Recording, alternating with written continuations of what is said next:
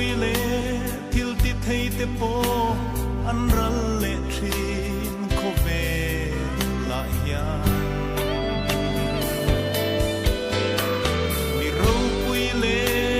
mi ming thang te kha dai rial changin an tham ral thin ka khol sin kum le ka dam chen tur eng tiang nge ni do ka hrethiam si lo ka hring nun par alo chuayanga ka tok na ni alo them nin ka kianga om reng ro lal isu nang zo ka ma mo te olo nai ro lal pa nang ka ngai che ka thangam thei lo kho ve la hian chol na dai tim le muan na ka pu so lo min na su la ine ka ron pan che ka tam lai ni te akin hun din iram mo ya min shuai ro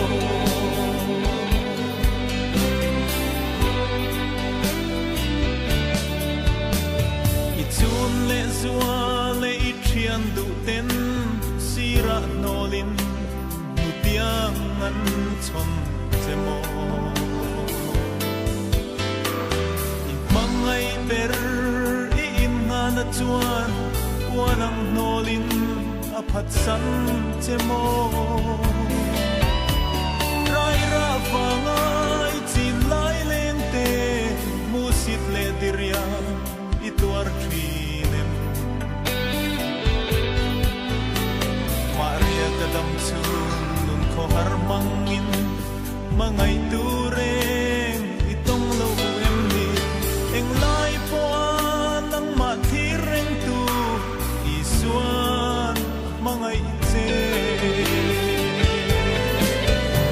olo nai ro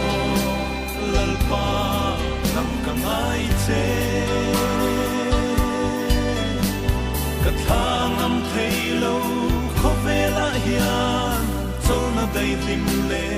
muan na ka pu so lo